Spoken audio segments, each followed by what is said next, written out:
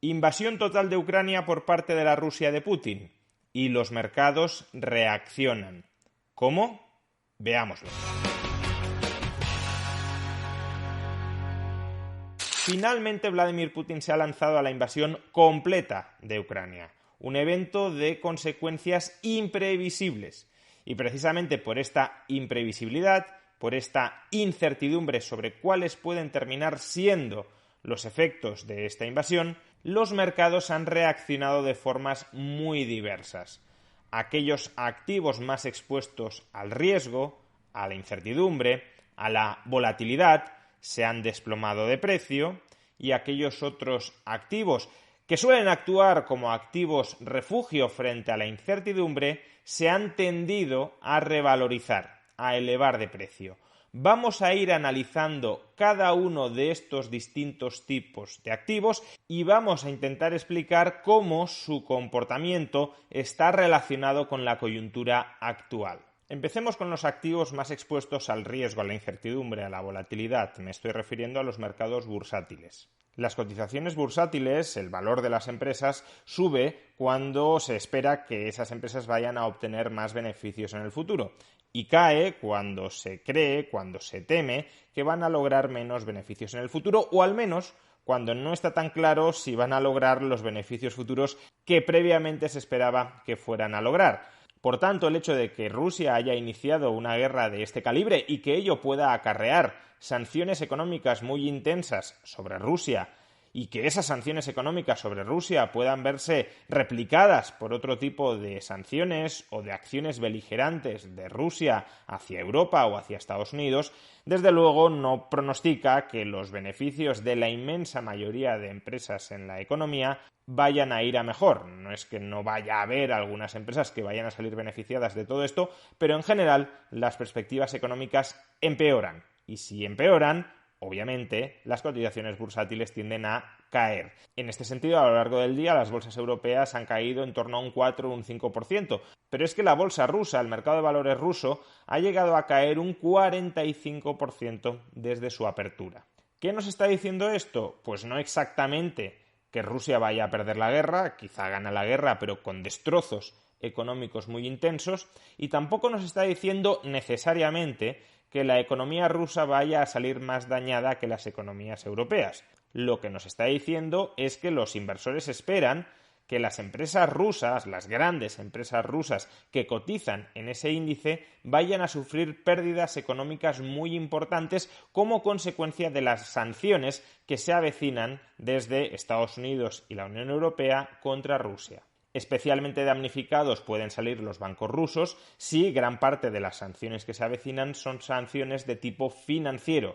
Sanciones que, por ejemplo, les impidan a los bancos rusos acceder al sistema de pagos internacionales. Vemos en este gráfico la cotización del Sberbank, el mayor banco de Rusia, y observamos cómo en apenas 3 meses ha perdido la mitad de su valor. Su capitalización bursátil ha caído a la mitad. Es decir, que las perspectivas de ganancia a medio o largo plazo de este banco, según los inversores, se han recortado a la mitad.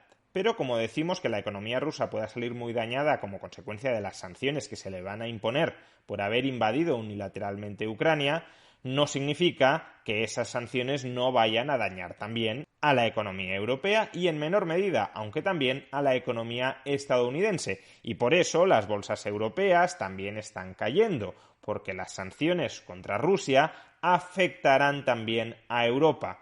¿Y por qué circuito la afectarán? Pues no solo porque el comercio y las transacciones financieras con Rusia se van a ver interrumpidas, sino que la economía europea se va a ver afectada por su talón de Aquiles, la energía.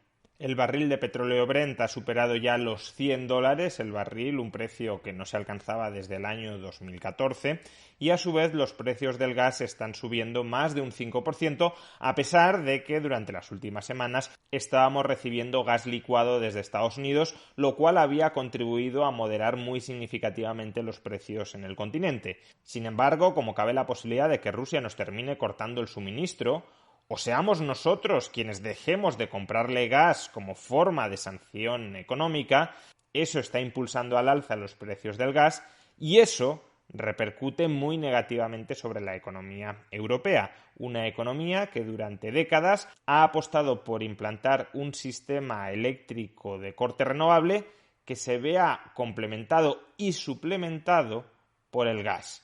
Ahora nos quedan las renovables, pero el gas es cada vez más caro, de manera que si estos precios del gas se mantienen tan altos, la electricidad se irá subiendo.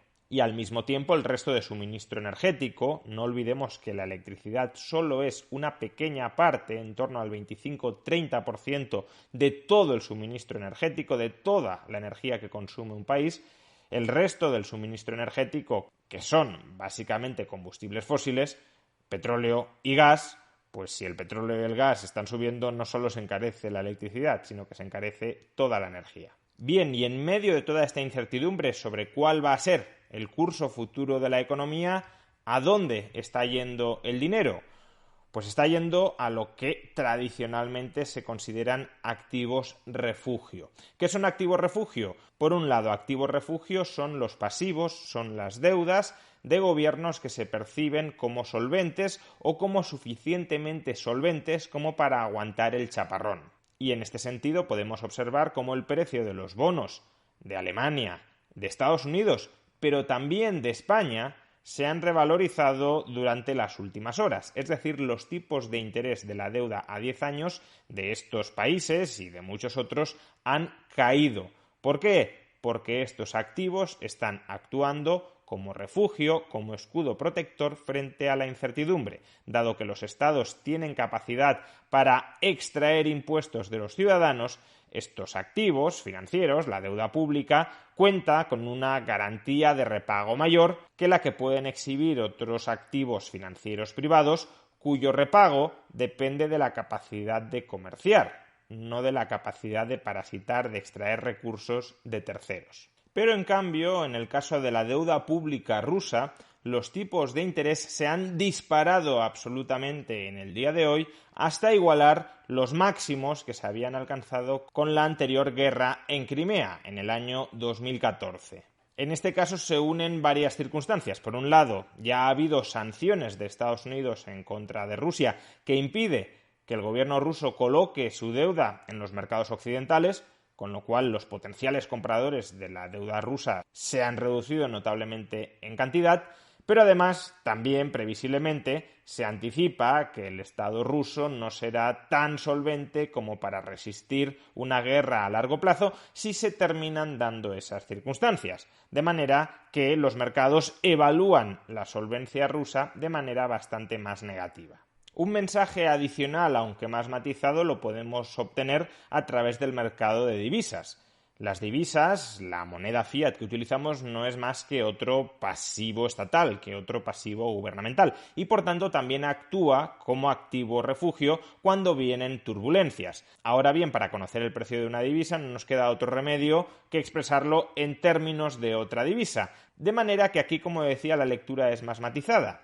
Lo que hemos observado en el mercado de divisas es que, por supuesto, el rublo ruso se ha desplomado absolutamente, pero el euro también se ha depreciado frente al dólar. Lo que está indicando, lo que está dejando entrever, es que la economía europea sufrirá más que la economía estadounidense, es decir, se debilitará en términos relativos y, por tanto, es más seguro refugiarse en Estados Unidos de lo que lo es refugiarse en Europa.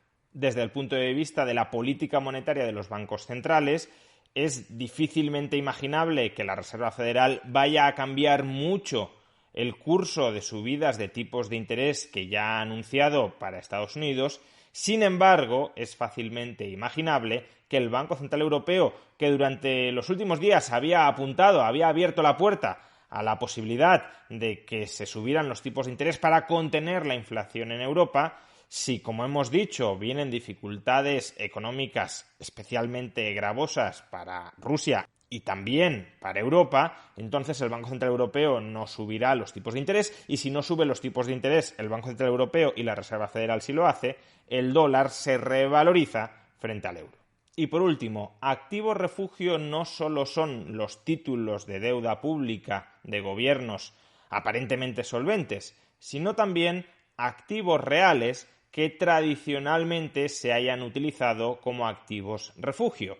Los activos reales tienen la ventaja de que carecen de riesgo de contraparte, es decir, nadie te puede impagar un activo real porque su valor está en el propio activo real.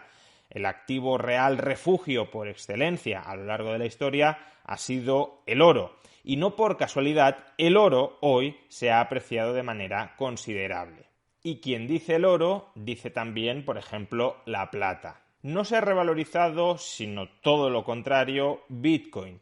Bitcoin, que durante mucho tiempo se nos había dicho que podía actuar como un activo refugio similar al oro en tiempos de elevada incertidumbre, desde luego en el contexto actual no está comportándose de esa manera. Lo cual apunta más bien a la hipótesis de que Bitcoin puede actuar, en todo caso, como una reserva de valor a largo plazo contra el riesgo de confiscación gubernamental.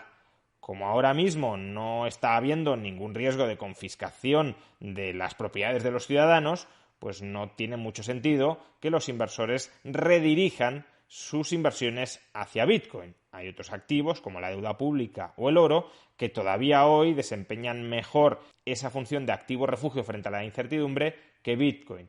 Ahora bien, si la guerra avanzara en la dirección en que los gobiernos empezaran a confiscarnos nuestras propiedades, es muy probable que Bitcoin sí se revalorizara porque aumentaría su demanda para protegernos frente a esa rapiña. En definitiva, el mensaje económico que están transmitiendo los mercados a raíz de la invasión rusa sobre Ucrania es bastante claro. Debilidad económica, extrema incertidumbre e inflación por el lado de los costes. Una combinación desoladora para Europa.